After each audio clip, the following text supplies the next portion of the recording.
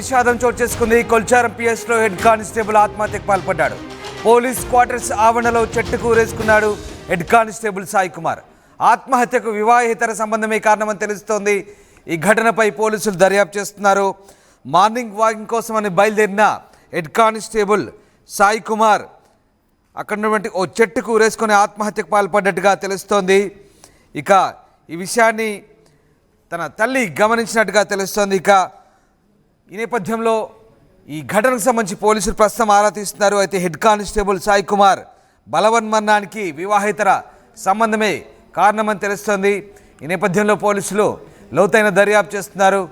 Police క్వార్టర్స్లో ఉన్నటువంటి ఓ చెట్టుకు హెడ్ కానిస్టేబుల్ సాయి కుమార్ ఉరేసుకొని బలవన్మరణానికి పాల్పడంతో ఒక్కసారిగా కలకలం రేగింది. కొల్చారం పిఎస్లో హెడ్ కానిస్టేబుల్గా పనిచేస్తున్నారు సాయి కుమార్. అయితే మార్నింగ్ వాకింగ్ అని వెళ్ళిన సాయి కుమార్ ఈ బలవన్మరణానికి పాల్పడ్డాడు.